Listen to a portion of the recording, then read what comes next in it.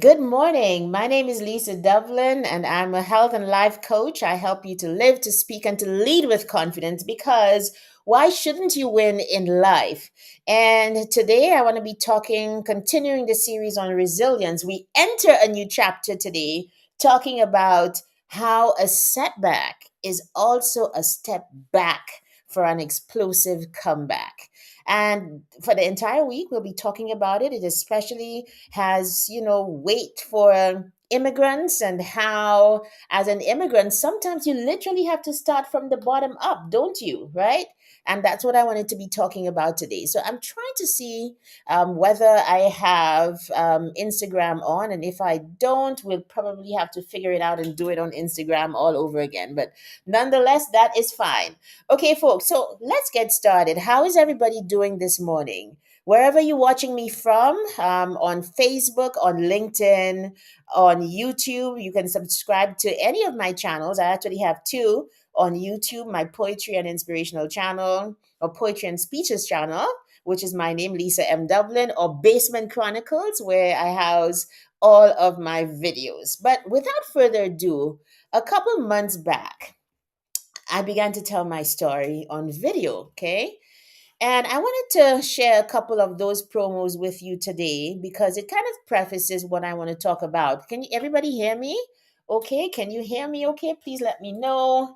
I know I've had trouble in the past, tried to change my mic, so I'm hoping that works. Let me know. Anybody out there, can you hear me? Let's see if this is working. Let me just go to my page and see. Bear with me, folks. Okay. Can you hear me? Let's see. Okay, great. Yeah, I'm hearing myself. So let me share my screen and share the promos with you. They are available from today, and I'm going to release the entire video on Wednesday. So are you ready? Let's hear them. I wonder whether you've ever heard the saying that a setback is a setup for a comeback. The first time I heard that quotation, I saw it on the wall in the waiting room of the counselor's office at the University of the West in East Trinidad. Now, what was I doing in the counselor's office? Well, I was losing at life. Okay, so that's the first one. That was the first one. Let me stop sharing, all right? I hate autoplay sometimes. So this is part of this my speech, my story. I'm not sure if everybody has heard it, but I wanted to start the process today in the hope that when you think of the challenges that you have been through in life, that you will realize, number one, you're not alone. This is just getting in the way now. You realize you're not alone, and you realize that even though you go through challenges, might it be that within those challenges you can actually find the seed to your success? There's a saying that every disappointment, every failure contains in it the seed of an equal or greater success.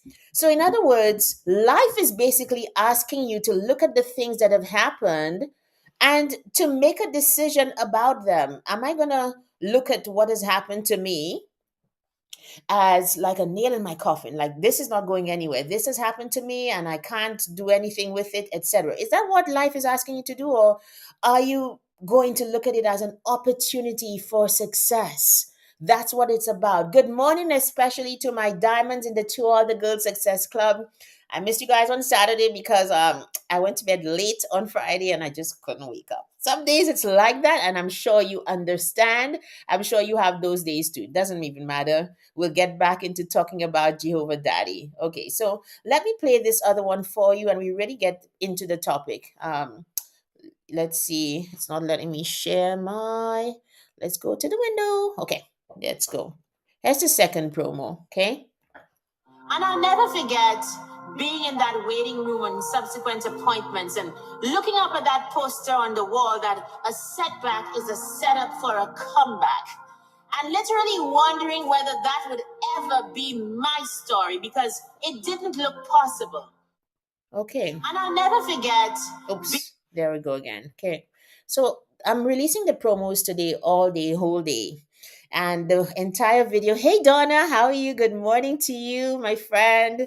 Nice to see you here. Welcome to my LinkedIn followers and viewers. Let's talk about setbacks. Okay, I'm going to give just a little bit about my story because the entire thing is recorded, and I've shied away from doing it because, well, I mean, listen, you guys, here's the honest truth. I've sat on this video for months. And when I really thought about it, doing my own coaching for my own self, I think it's because it's easier to just simply come out as opposed to letting people realize that who you are is really a tip of the iceberg. That there's a lot more to you, that the reason that you show up a certain way is because of your experiences, and that's exactly what it is with me.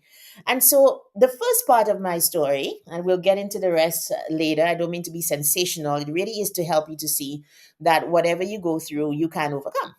And it's a matter of how you look at it. So very early in my life, 18, 19, I went off to study in Trinidad at the University of the West Indies. And I'm not sure what it was, my first time being away from home.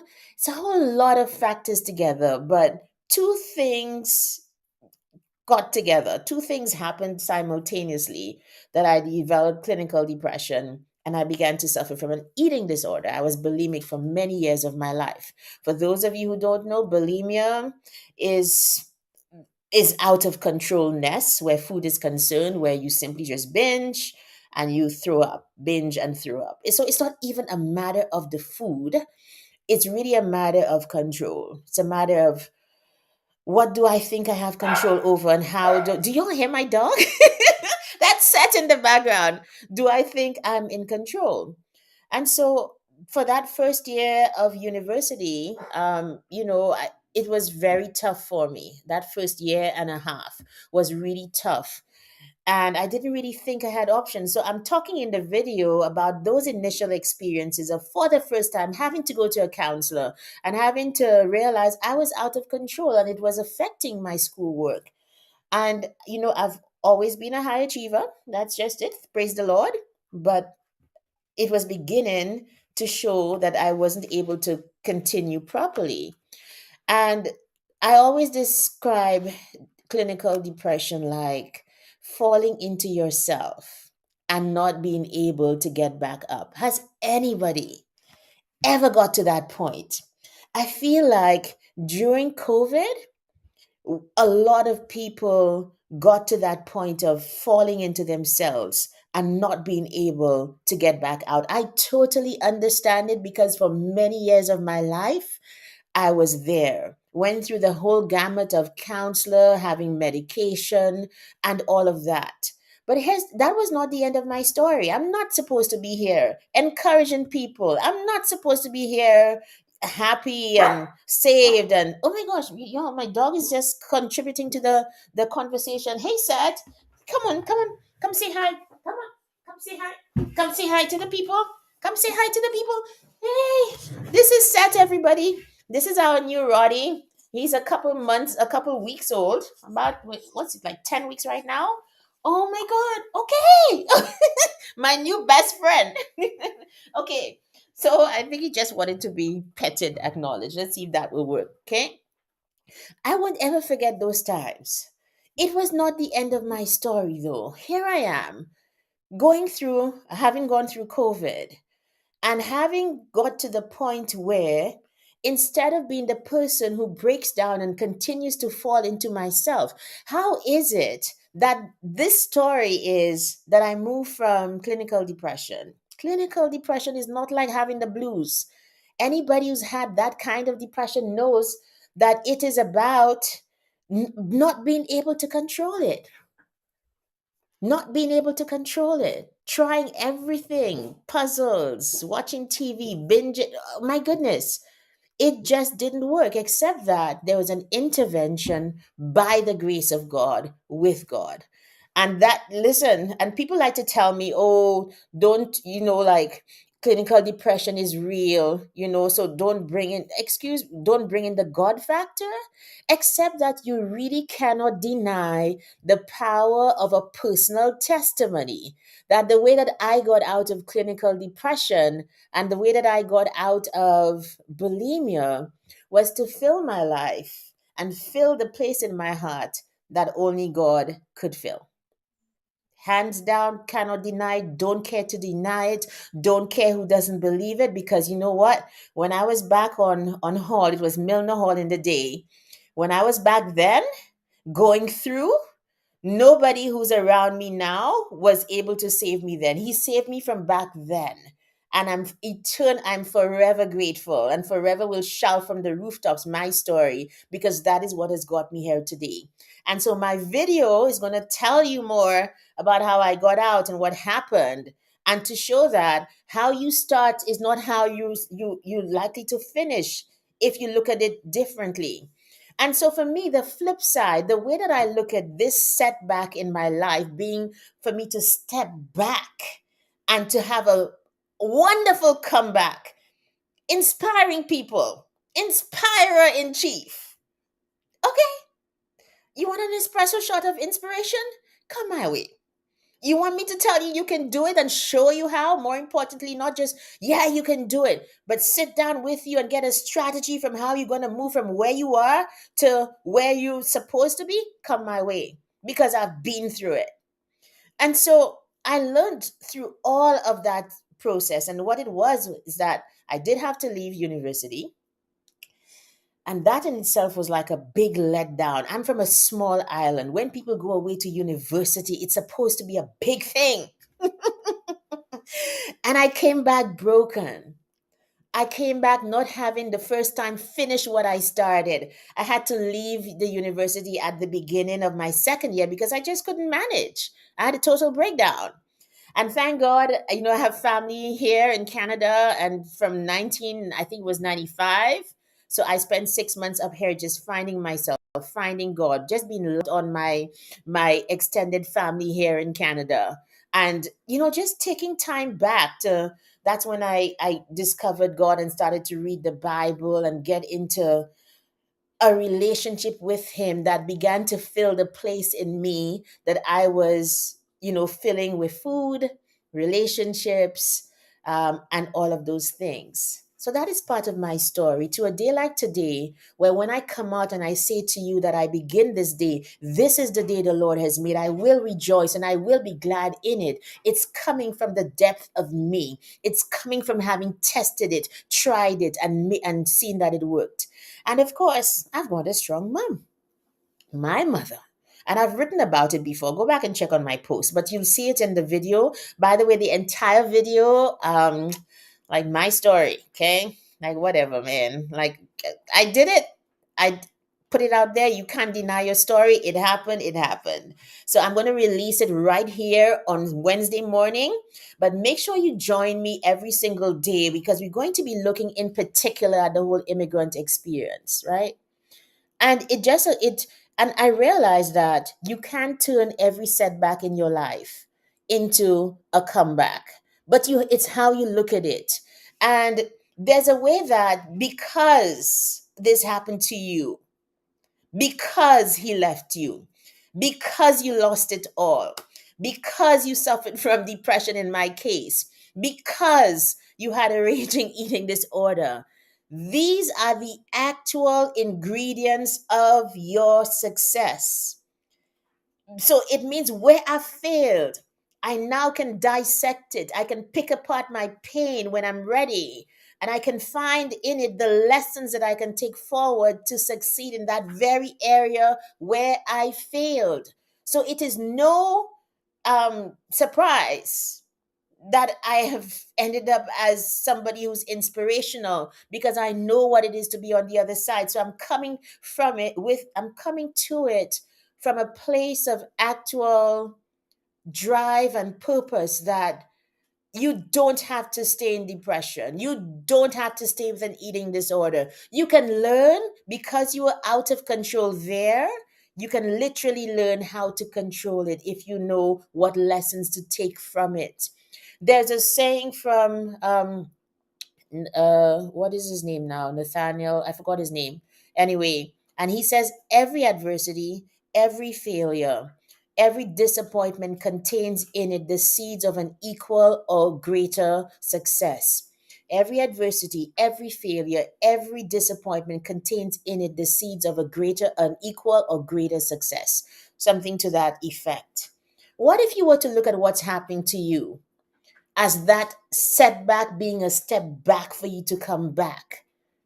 Come back harder, come back better, come back bolder, come back bigger. Not just because you just decide, oh, I failed, so I'm just going to go out and do it. No, in the setback is the lesson that you can literally learn for the people who will want it, if that makes any sense. I hope there are people out there watching. If you are, please say hi. I'm sorry, I'm going through like a third party, so I'm not able to see all the comments, but I will go back and, just chat with everyone afterwards.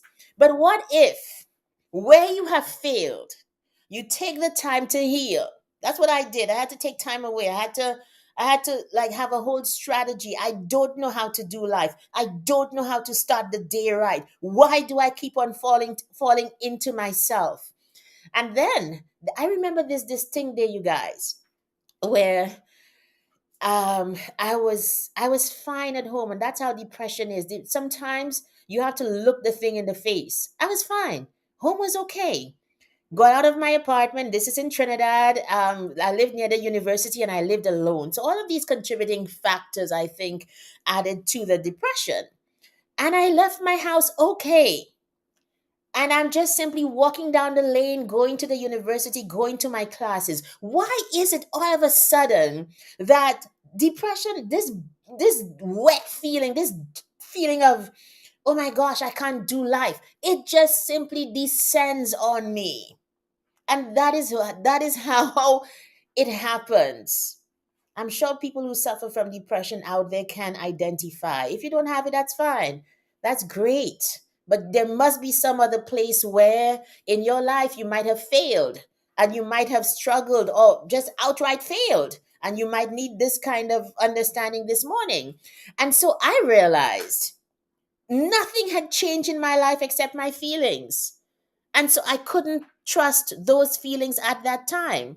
And my mom was so instrumental in helping me to be able to fight, to take charge, to carpe diem the morning, to start the day right, and to hold on to God as a way of countering just the hopelessness that depression signals. Why are you hopeless?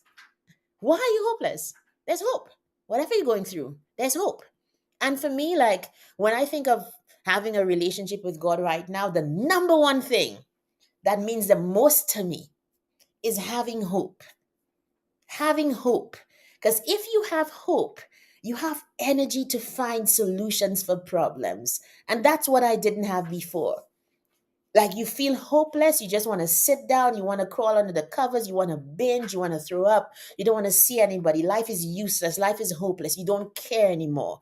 When you have hope, when you understand that no matter what happens, you have somebody to turn to, in the person, for me, in the person of God, Jesus Christ. Like I make no bones about it, because when I was in a lonely place, in a room on Milner Hall, God was the one who saved me. And that counts for everything after that. That's where the drive comes from. That's where that sense of I can make it and I can help other people to make it. That's where it comes from. Because you don't have to do this alone, and you don't have to be broken, and you don't have to be depressed, or you don't have to binge. Because binging is a sign of lack of self control, what's happening. And frankly, it's a lot of other things. We'll get into that this week. So I want you to join me for my story. But my question for you today is this: what if that setback in your life is really a chance for you to step back so that you can come back better? What if you can look at that disappointment, that breakup of a relationship, that not getting the financing, not getting the promotion, what else? Anything that's happening to you right now that is not positive. What if in there you have the seeds for an equal or greater success in that same area. In that same area. And of course, it doesn't just jump from impossibility to possibility. Between the two extremes is strategy. What is that strategy? To heal, to accept, and then to minutely take apart that pain and see what the lessons are and to make a game plan to win the next time. And a couple other things we'll get into, but we're right at the 20-minute mark. So join me tomorrow. I'm going to continue sharing more of my story. Watch the promos today. Please go, hey, Digna, how are you? Please go join, subscribe to my channel on YouTube where you can see. So it is actually, there's Basement Chronicles, there's this one. You can go subscribe there, and the videos are actually on my other channel, which is Lisa M Dublin. So that's my poetry channel and my speaking channel, where you'll get to see my speeches and stuff, including this one. And I'm going to release the entire thing. Like, just get it out of the way, Lisa. I'm going to release that entire story of, overcoming, maybe give you a better understanding of where I'm coming from, what has happened, why am I showing up this way, driven, tie-ish, throw your shoulders back, let's go, why I am that to myself and to the people around me and to you. Okay, so see you tomorrow, and we'll continue the topic. Today's question is this: what if the setback in your life is a chance for you to step back and get ready for a better, stronger, bolder, bigger comeback? What if that is how you look at the disappointment and the failure that you now are experiencing? Okay, folks, see